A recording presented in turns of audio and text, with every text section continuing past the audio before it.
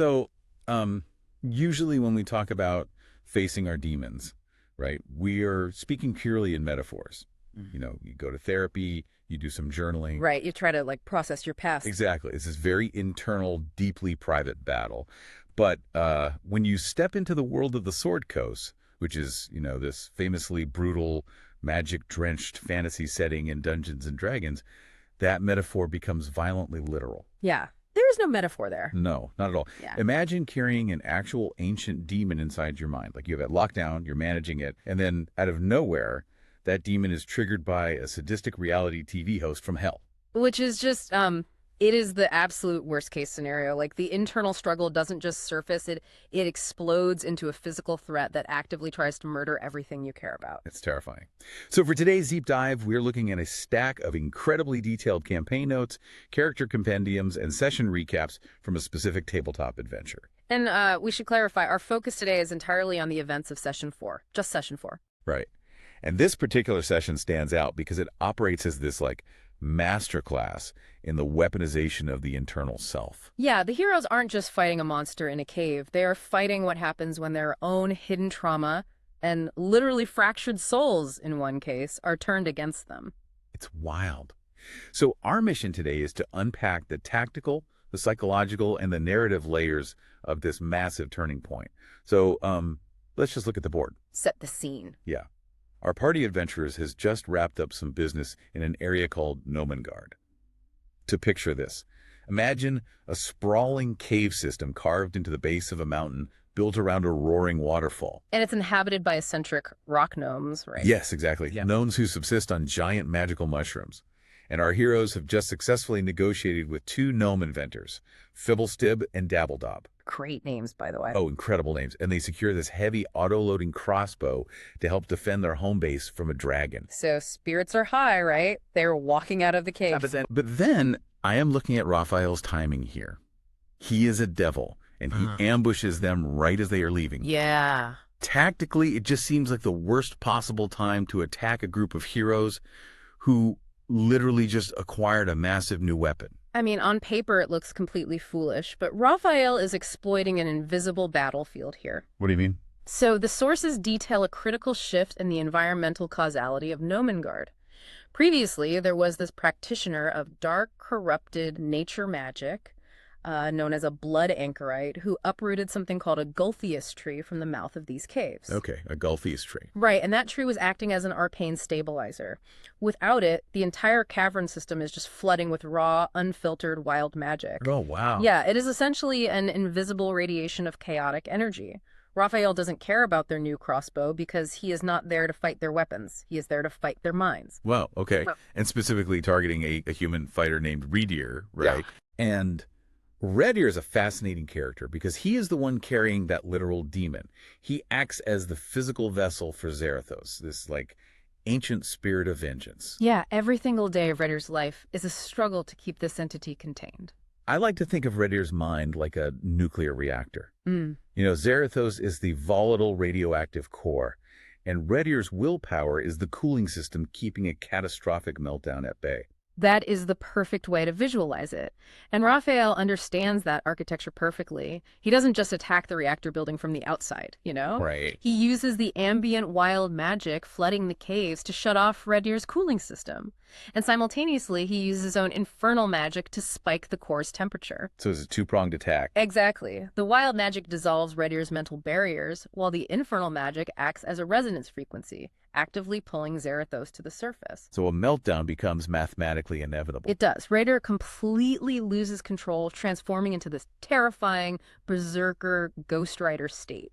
And beating a demon to a pulp physically doesn't actually solve your problem if the demon is wearing your friend's skin. No, it just makes it worse. Right.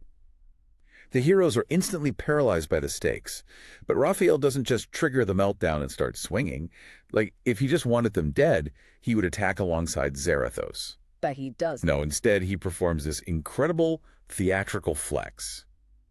Using planar shifting magic, he turns the roaring Garde waterfall into a cascade of fire. He literally shifts the atmosphere. Yeah, he transforms the rocky cavern into a gladiatorial coliseum because he wants a show. He wants a spectacle. And this This reveals something profound about the nature of evil in this setting. Like, evil isn't just about destruction or murder. It's about humiliation. Exactly. Raphael takes this intimate life-or-death tragedy and broadcasts it live across the Nine Hells as an episode of a hit reality TV show called Devil Riders. I still can't get over that. Devil Riders. And he even brings in two goofy, enthusiastic devil commentators named Chet and Bran to do, like, play-by-play analysis of the hero's trauma. It is so incredibly jarring to read in the notes.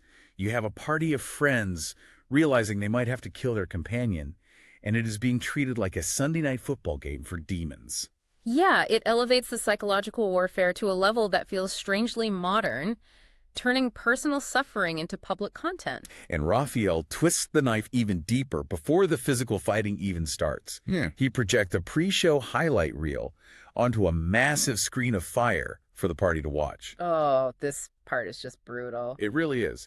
It is a clip of Reedier from his past life as a pirate. Mm-hmm. And in this clip, Reedier is actively destroying a merchant ship called the SS Temple of Dawn.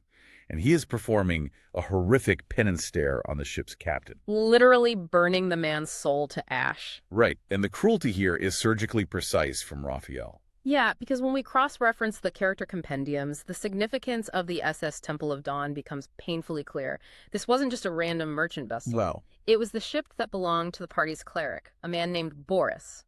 Boris was a sailor on that very ship. He survived the traumatic wreck that claimed the lives of his captain and his entire crew. It is the foundational trauma of his existence. It's the singular event that drove him to seek divine intervention and become a healer. So Raphael basically forces Boris to watch high-definition, infernally broadcast footage of his friend murdering his old crew. Mere seconds before forcing Boris to fight that same friend to the death. It is an impossible psychological bind. Raphael weaponizes Boris's survivor's guilt to completely shatter the party's tactical cohesion. Like, you can't swing a sword effectively when your entire reality has just been pulled out from under you. You really can't. So the physical battle begins with the heroes entirely on the defensive. Zarathos is an apocalyptic threat now utilizing Reeder's physical form. And the combat mechanics detailed in the session notes translate into a terrifying narrative reality here. Yeah, because Zarathos is combining barbarian rage abilities, attacking with reckless, unthinking fury with demonic powers like that damnation stare we saw in the video. And furthermore, he summons wights. Right. Yes. These are undead creatures that act as parasitic extensions of his will. And the wights create this brutal negative feedback loop. Because as the party fights back, these undead creatures leech health from the heroes and feed it directly into Zarathos. Right, so the harder the heroes try to subdue him, the more they inadvertently heal him. It's a battle of attrition they are mathematically designed to lose. Which brings us to Whiffer, the party's fighter. Whiffer's situation is fascinating. It really is.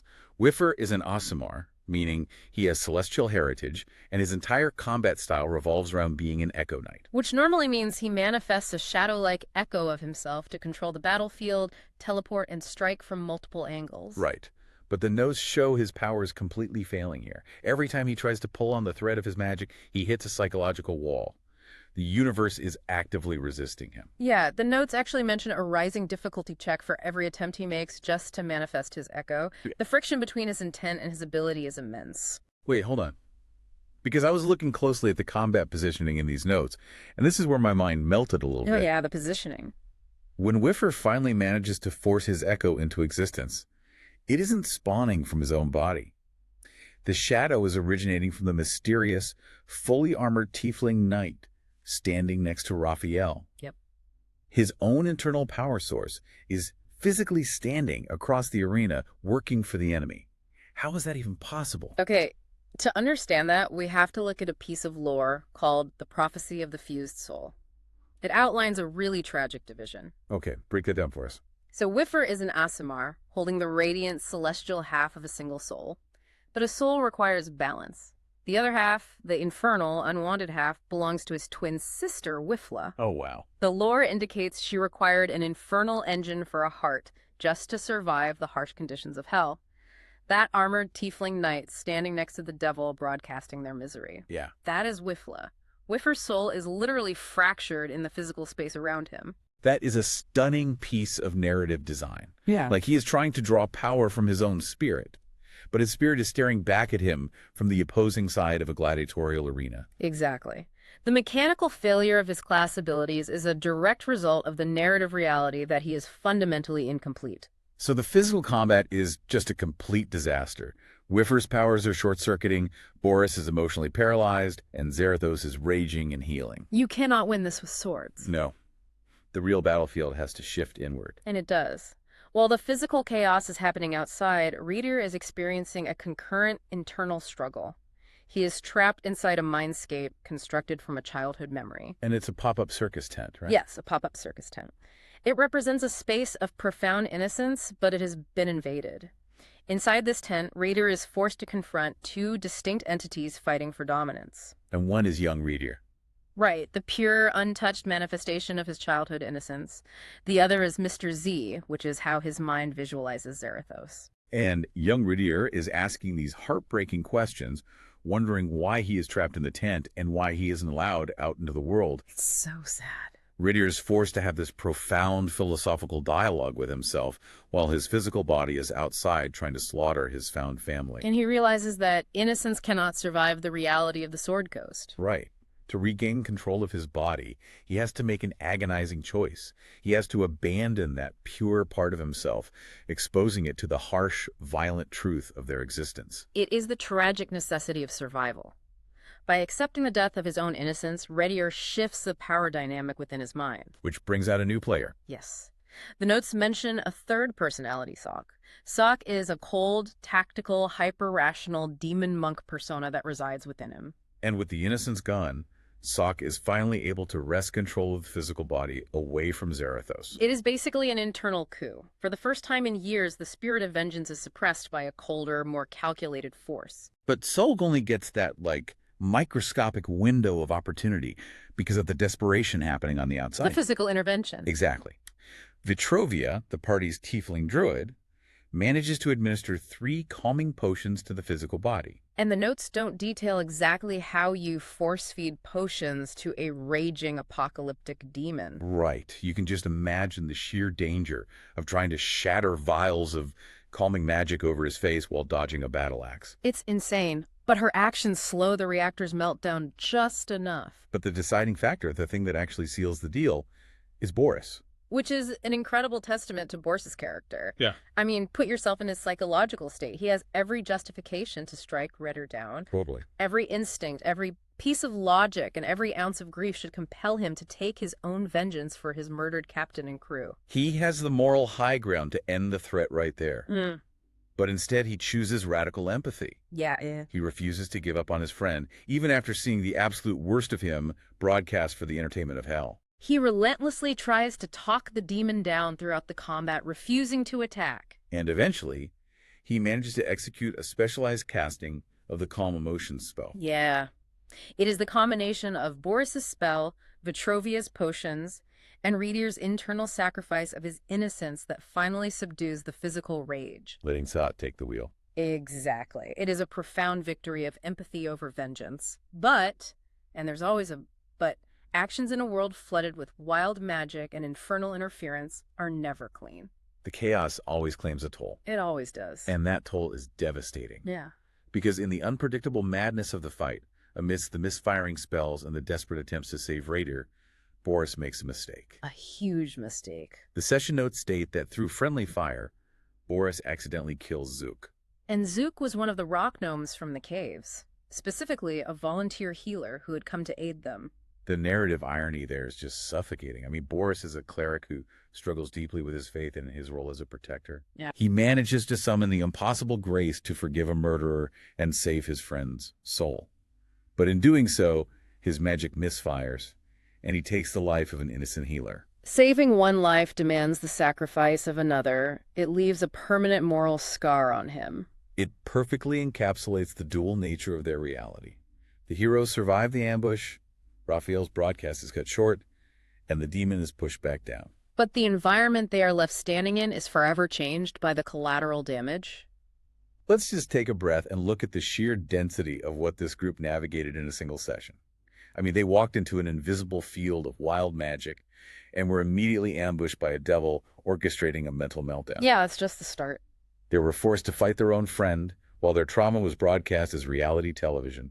Whiffer discovered his soul is literally fractured and working for the enemy. Mind-blowing. And Boris discovered his friend murdered his old crew, chose radical empathy anyway, but accidentally killed an innocent bystander in the process. When you lay it out like that, it highlights a deeply relatable truth for anyone navigating life. How so? Well, we all have to move through environments that feel like wild magic. Unpredictable, chaotic situations in our careers, our relationships, our daily lives. Right. And we are forced to navigate those external minefields while managing our own internal pressure cookers. We all carry our own versions of Zarathos, things we try to keep a lid on. You never know when some random external stressor is going to shut down your cooling system and turn up the heat on the things you thought you had locked away. Exactly. And maintaining your empathy in the face of betrayal, choosing connection when every instinct tells you to attack, is incredibly powerful. But as Boris learned, it is not a clean process. There is always a cost.